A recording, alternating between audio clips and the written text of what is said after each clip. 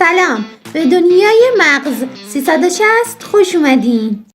امروز قراره بریم سراغ یه موضوعی که به نظرم از اون چیزاست که همه باید بدونن. چه غذاهایی واقعا روی هوش و حافظمون اثر دارن؟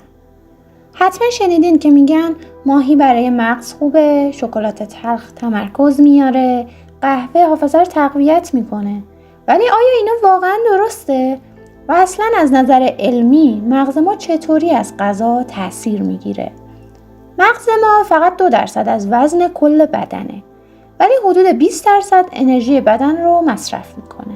یه مصرف کننده حرفه‌ای که برای کار کردن به سوخت خاص خودش نیاز داره.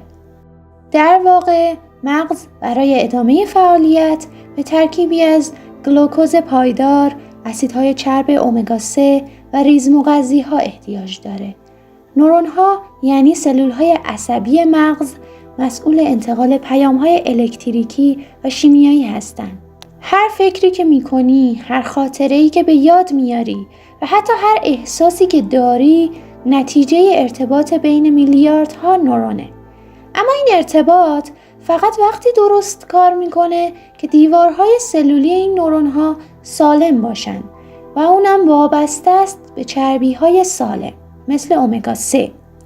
اگه این چربی‌ها کم باشن، غشاهای نورونی انعطاف خودشون رو از دست میدن و انتقال پیام‌ها سخت‌تر میشه.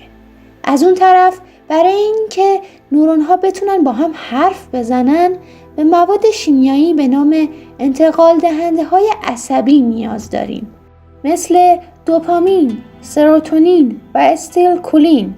بدن این مواد رو از ترکیبات موجود در غذاها میسازه، مثلا از آمینو اسیدهایی مثل تریپتوفن و کلین.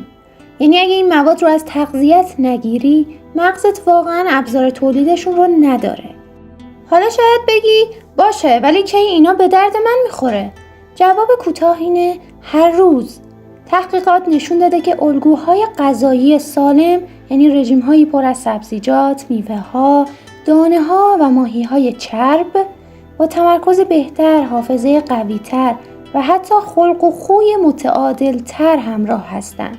چون این مواد هم انرژی پایدار میدن، هم التهاب رو پایین میارن. در مقابل رژیم‌های پر از قند و چربی‌های اشباع شده باعث افزایش التهاب مغزی و تجمع رادیکال‌های آزاد میشن، چیزی که در طول زمان میتونه به نورون‌ها آسیب بزنه و حافظه رو ضعیف‌تر کنه. خب چرا تغذیه اینقدر روی مغز تاثیر میذاره؟ چون مغز ما ساختاری زنده است.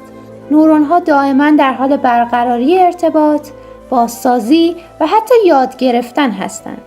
برای این فرایند مغز به موادی مثل ویتامین B12، B6، اسید فولیک و منیزیم نیاز داره. کمبود این مواد میتونه باعث کندی در ساخت انتقال دهنده های عصبی بشه.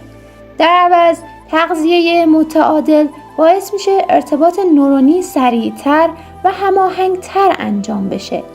از طرفی بعضی مواد غذایی حتی روی تولید سلول‌های جدید در مغز هم اثر میذارن. مثلا فلاوونوئیدهایی که در توت‌ها و شکلات تلخ هستن میتونن فرایند نوروجنسیس، یعنی تولید نورون‌های جدید رو تحریک کنن. این یعنی مغز واقعا میتونه با تغذیه مناسب خودش رو بازسازی کنه.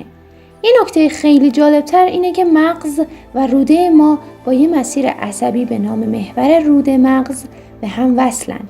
وقتی غذاهای پرفیبر میخوری، باکتری‌های مفید رودت فعال میشن و موادی به نام اسیدهای چرب کوتاه زنجیر تولید میکنن. این مواد به مغز سیگنال میدن که التهاب رو پایین بیاره و خلق و خو رو متعادل کنه.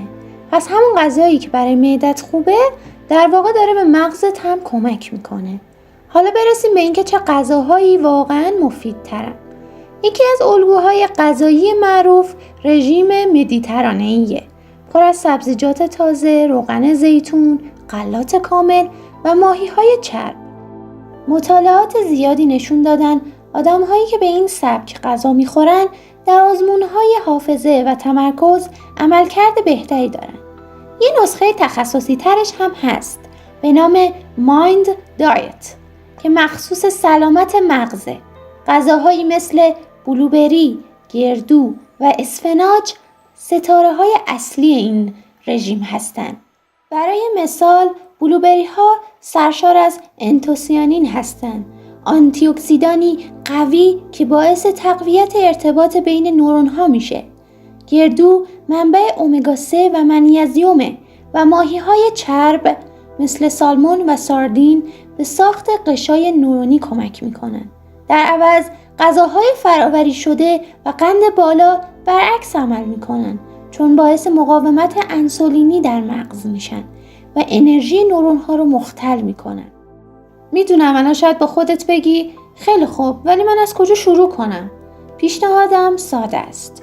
ناهار یا شامت رو طوری بچین که شامل یک منبع پروتئینی سالم مثل ماهی یا تخم مرغ، یک بخش بزرگ سبزیجات رنگی و یک منبع چربی خوب مثل روغن زیتون یا آجیل باشه. قندهای ساده رو کمتر کن. آب بیشتری بخور و سعی کن خواب کافی داشته باشی، چون مغزت موقع خواب حافظه ها رو تثبیت میکنه. نکته مهم اینه که اثر تغذیه روی مغز فوری نیست. یعنی قرار نیست با درست خوردن بلوبری ما نابغه بشیم. بدن و مغز به زمان نیاز دارن تا این تغییرات رو بسازن، ولی در بلند مدت نتایجش فوق‌العاده است. و در آخر جمع‌بندی که ما میتونیم بکنیم اینه که تغذیه خوب واقعا روی عملکرد مغز، حافظه و خلق و خوی ما تأثیر داره. نورون ها با سوخت مناسب بهتر کار میکنن، بهتر ارتباط میگیرن و حتی زنده تر میمونن. و همه اینها یعنی مغزی سالمتر، ذهنی شفافتر و حافظه قوی تر. ممنون که تا آخر این ویدیو با من همراه بودی. امیدوارم این ویدیو برات جالب بوده باشه. یادت نره سابسکرایب کنی و نظرت رو توی کامنت ها برام بنویسی. منتظر ویدیوهای بعدی مغز 360 باش.